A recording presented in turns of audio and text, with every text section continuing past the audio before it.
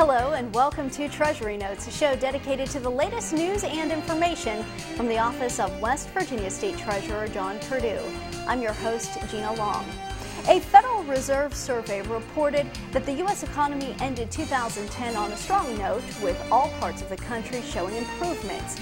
But there's still a long road to go. As we move forward, West Virginia is one of only a handful of states operating in the black right now.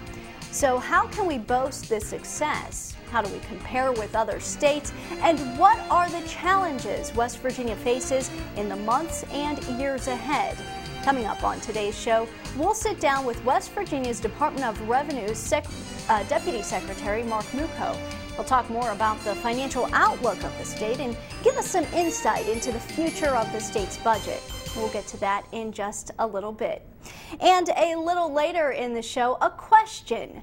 What do you want to be when you grow up? Well, some adults may still be trying to answer that question, but for a group of young students around West Virginia, the answer is easy, and it could help them cash in on some college savings. We have more from a local elementary school straight ahead.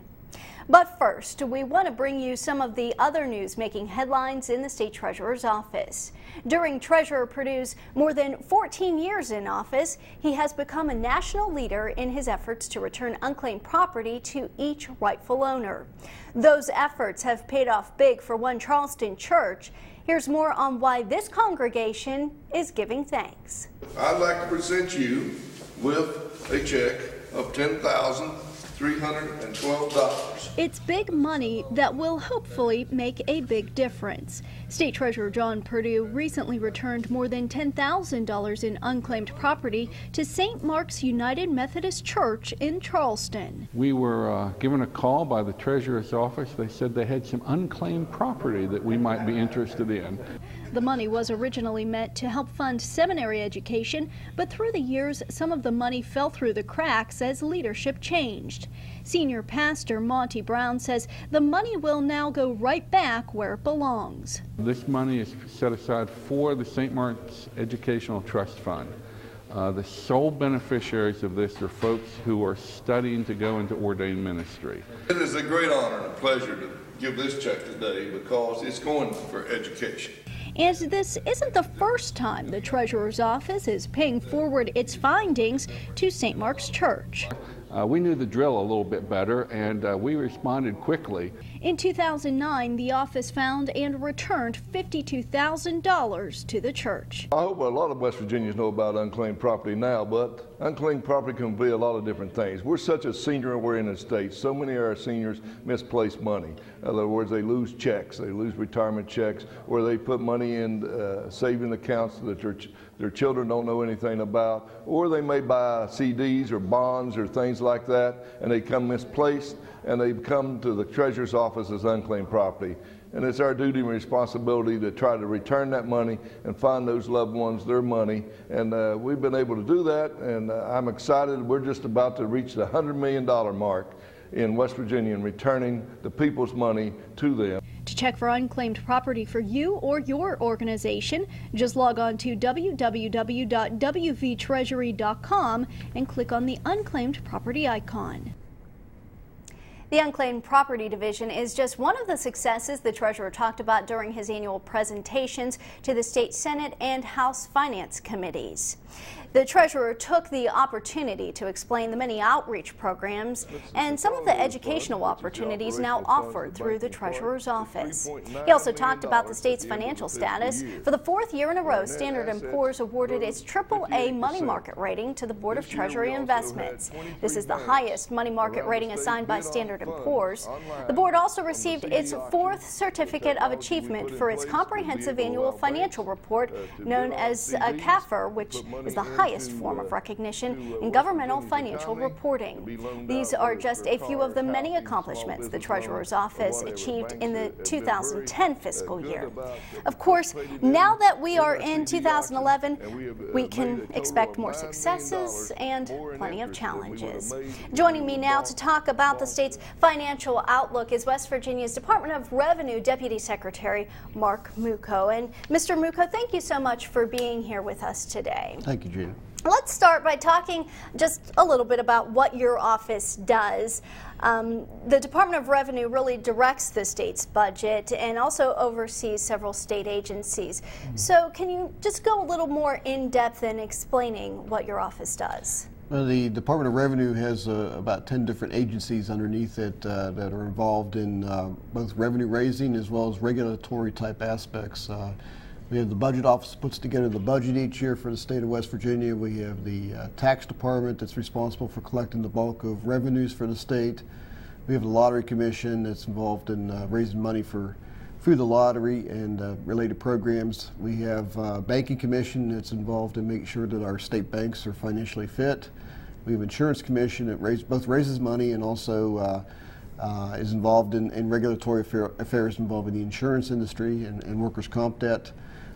So a wide variety of different responsibilities throughout the agencies. Alcohol beverage control controls distribution of alcoholic beverages around the state, and also is a revenue raising type agency. So a lot of revenue related responsibilities, but also a lot of regulatory responsibilities regarding various sectors of the economy. It's a big umbrella, and when you talk about the finances of the state, there are a lot of departments and agencies that play a role in this process. Can you take a minute to explain some of the different duties that your office handles as opposed to the treasurer's office? Because I think there's sometimes confusion as to what all of these different agencies and departments do. Well, the treasurer's office invests the cash and funds that are available each year. The treasurer's office is involved in distribution of various funds to local governments and a number of other different related responsibilities. That abandoned property would be one. The revenue department is more engaged in the actual day-to-day collection of funds from taxpayers, taxpayer service related functions, revenue generation related duties, as well as the regulatory type duties associated with regulating the banking and insurance industries, for instance. Let's go into some of the specifics about our current state budget. How does our state budget look right now, and what are we up against, I guess? Well, our state budget right now is fully balanced. There are a number of states that are looking at deficits in the current fiscal year and certainly deficits in future years. The state of West Virginia is balanced. Year to date, we're running a budgetary surplus of close to $160 million. Our revenue growth is a good solid 6%. It indicates that our economy is recovering. So overall, we're in reasonably good shape for the current year. We've just recovered from a recession. We had 2 consecutive years of decreased revenues. So even though we're ahead by a good 6% this year, we're still not quite at the level we were back in 2008. So we're still playing catch up. But within the next year or so, we should exceed the revenues that we had a couple years back. You mentioned that we are doing better than a lot of the other states, particularly some of the states that surround West Virginia. Why are we doing so much better? What is the secret to our success? What are some of the reasons? There are a whole bunch of reasons. One is our economy did not experience the major downfalls of some other states. Out in isolated geographic areas, we did not have a housing bubble or housing crash. In fact, in a number of areas in West Virginia, housing prices are actually rising. We had a successful mining sector that was, for the most part, growing throughout the recession, despite the recessionary pressures, with a few little bumps in the road that helped prop up revenues. And the legislature and governor's office were consistently conservative in setting budget priorities. And so we've been able to live through 2 years of decreased revenues and been able to balance budgets, partly also due to our receipt of a couple $100 million of federal stimulation funds that we use to help our budget process. So aid from the federal government was also sort of a vital piece of the puzzle. We are now, this is the last year that we will have federal aid in the budget. Next year we will transition away from the federal stimulus aid. Let's talk a little bit about employment. How does that play a role? I know we have a graphic that we can bring up about employment in the state for the year. Well, there's bad news at the beginning, but good news I think in the future. The bad news is that we peaked in employment in 2008. And since then, we've actually at one point lost about 30,000 payroll jobs. We've since recovered about 10,000 of those payroll jobs. The payroll employment number stabilized in 2010, and we're looking at growth in this current year, 2011, of in excess of 1%, probably closer to 1.3%, and continued growth in the outer years, and with a return to where we were in 2008 by no later than the end of 2012. And when you talk about jobs, that does have a direct effect on our actual state budget as well. No doubt. When employment's increasing, when salaries are rising, that increases personal income tax revenues. And year to date, we're up about 8% on personal income tax, very strong growth. It increases sales tax collections and other receipts that are vital to the state treasury. Of course, there's always room to go, though, when it comes to creating jobs and making sure we're... That's correct. Even though the picture outlook for the future is positive, the last thing that deteriorates during a recession is employment, and the last thing that recovers during a recovery is employment. So our unemployment rate is probably going to remain stubbornly high for the next couple of years. So it's a slow recovery, but at least it's in a positive direction. West Virginia is a state that's really abundant in natural resources. How does that have an impact on our state's budget? A major impact. Over the last 7 years or so, the mining sector has really provided a significant amount of stimulus for the state's economy. The mining sector generally accounts for less than 10% of the state's economy, but in the last 6-7 years, it's represented close to 20%, 19% in this graph, of total earnings growth in the state of West Virginia versus a much smaller 4% nationally. And the fact that the mining sector has been one of the growth sectors in the nation has been very important for West Virginia because we do rely more heavily than average on mining. It also has led to an increase in per capita personal income. Our ranking just a few years ago was 49th. We recently moved up to 47th. The mining sector has a lot to do with that. All right, and talking about mining, the coal severance tax collections, those actually bring a lot of revenue to the state. Let's talk a little bit about that. The coal severance tax collections have trended upward very sharply over the last 6-7 years. We had been on a plateau of around $180 to $200 million a year. Now we're up in excess of $400 million a year in coal severance tax collections, a very sharp increase that's occurred, and that's provided the state coffers with sufficient funds that has allowed the state policymakers to make decisions regarding tax cuts for businesses and individuals. When you're looking at those graphics, coal severance tax, what else is something that actually is a place where you look for growth when you're making these projections?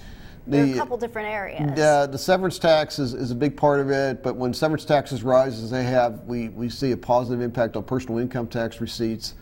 Oftentimes we see a positive impact on corporate tax receipts, and it's also been beneficial to local property tax receipts.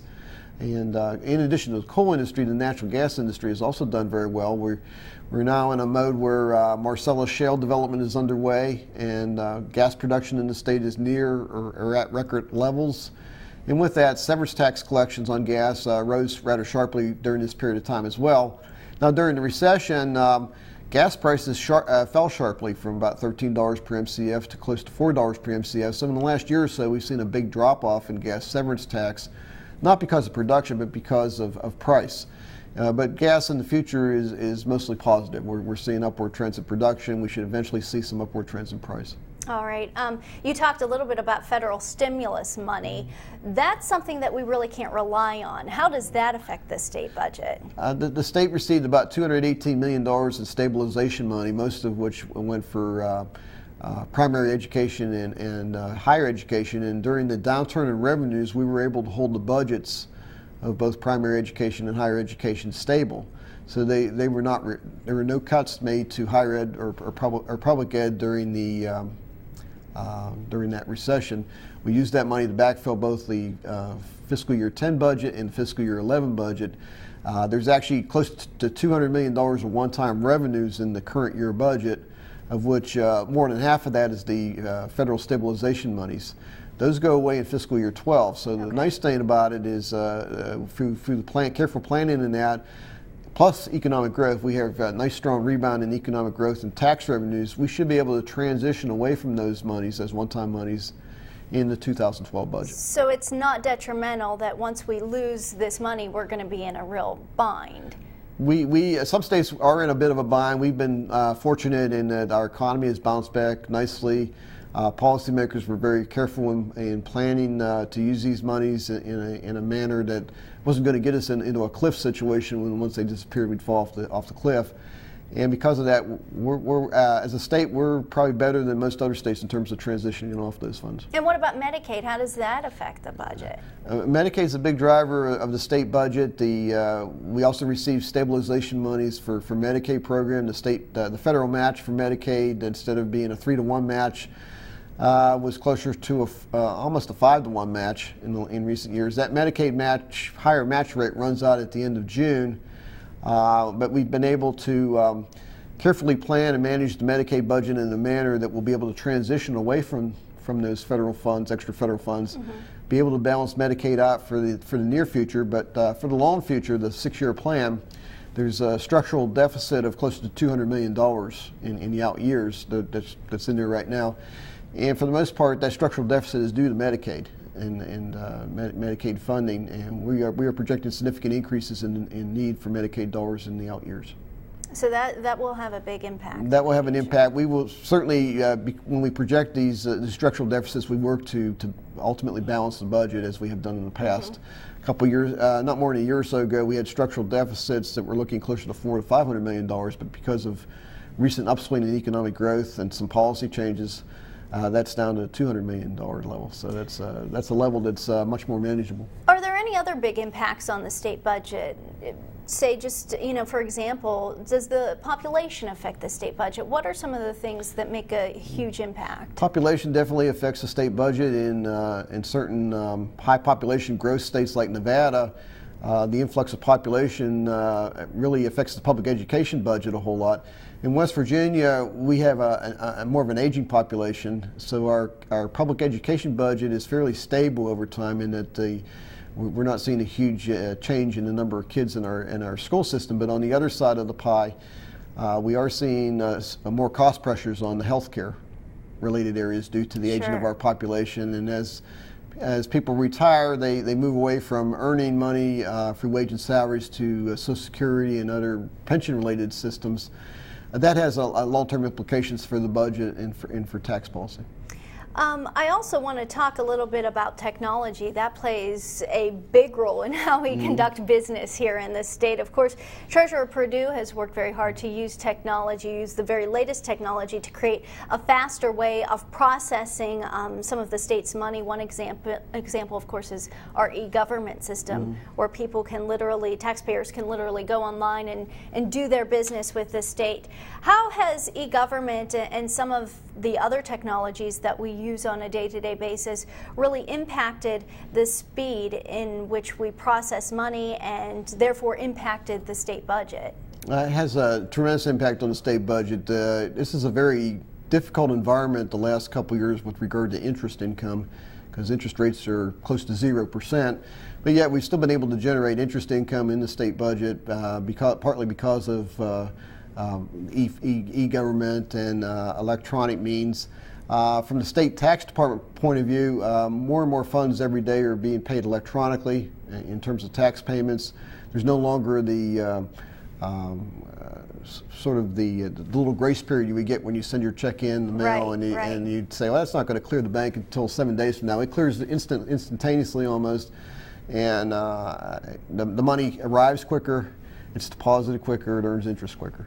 So that affects the projections. That affects the numbers. The tax department put in some new technology that hopefully is more customer friendly over the time, but also more rapidly generates billings, more rapidly processes funds. So ultimately, because of that new technology, state tax collections we've demonstrated are up a good $20 to $30 million higher than they would have been without that new technology. Wow, that's incredible. So that still moves on. I know the next project that's underway is Enterprise Resource Planning System, ERP system, and that involves several areas of state government to try to replace our what is known as FIM system, Financial Information Management System, and I know that the Treasurer and the State Auditor and the Executive Branch are all heavily involved, along with the legislature, to bring in that technology. Yeah, it will definitely change the way we do business, that's for sure.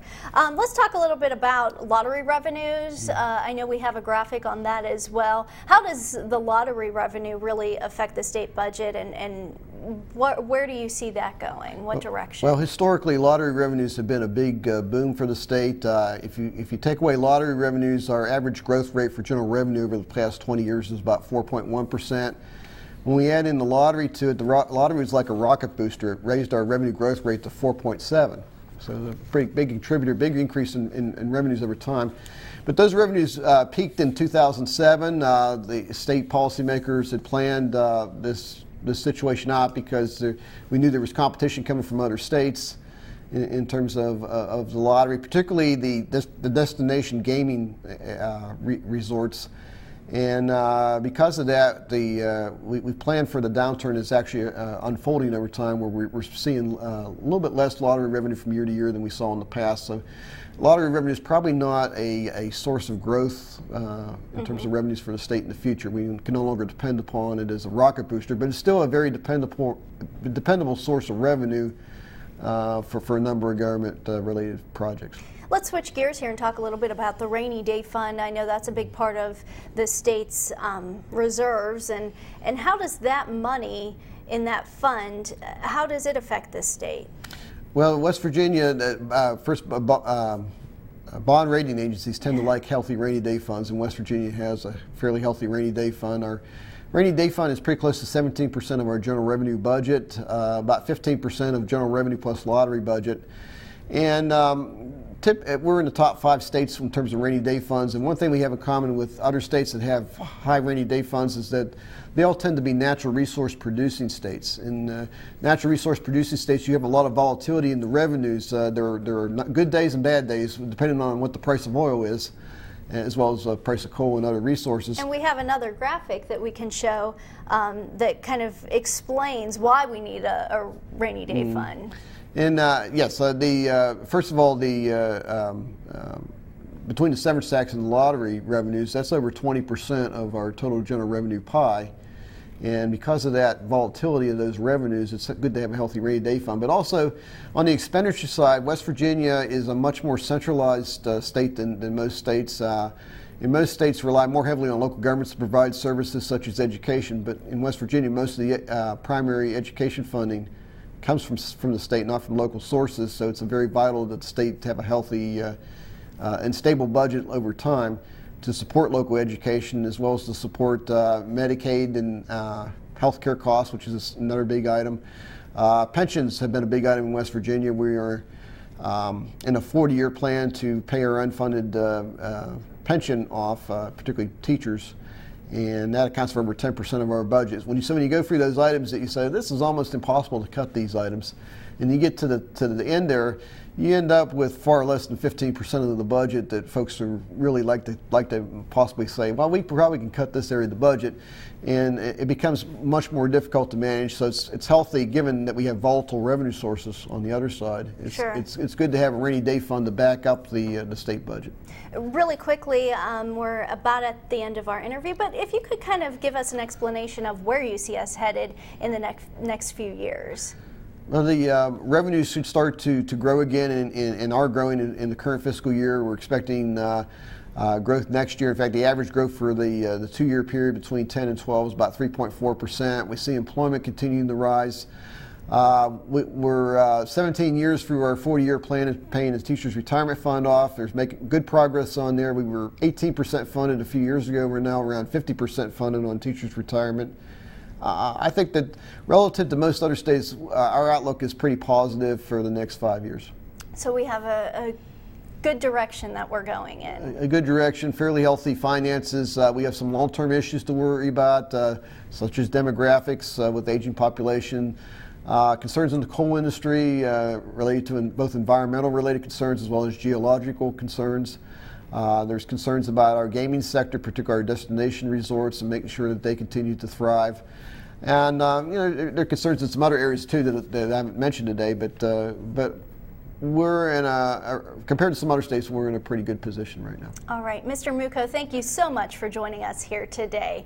We'll be right back with more news. Stay with us.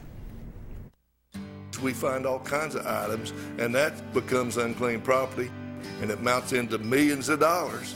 It could be stock, it could be CDs, but it could also be a diamond ring or a gold watch of your dad's.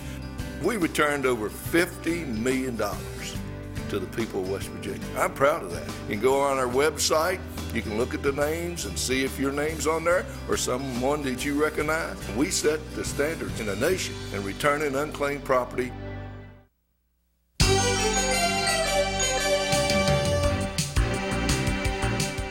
Welcome back to Treasury Notes, a show dedicated to the latest news and information from the office of West Virginia State Treasurer John Perdue.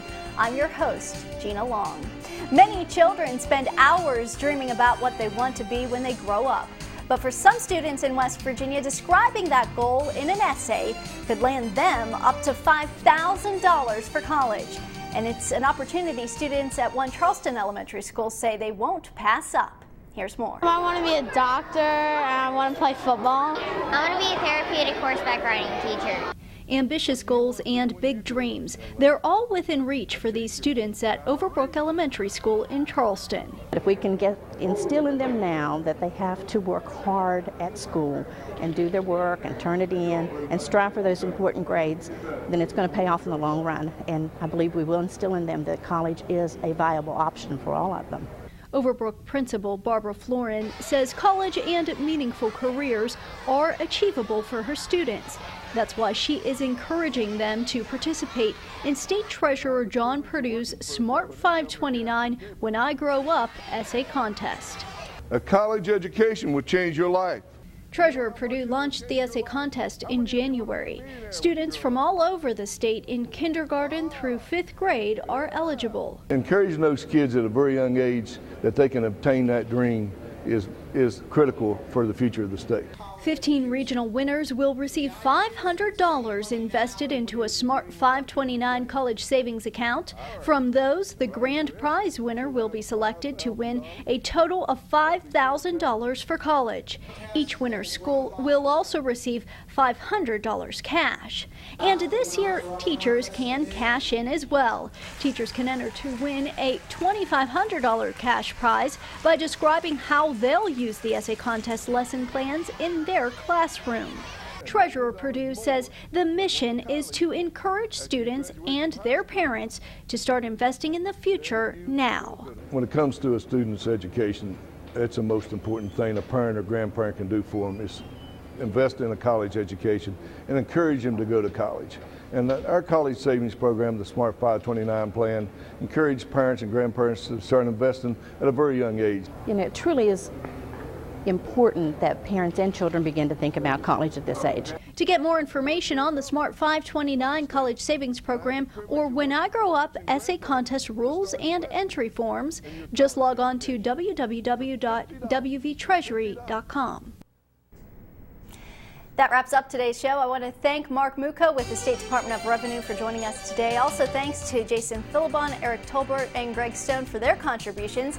And thanks to the staff here at the West Virginia Library Commission. Keeping you informed on the Library Television Network, I'm Gina Long with the Office of West Virginia State Treasurer John Perdue. See you next time.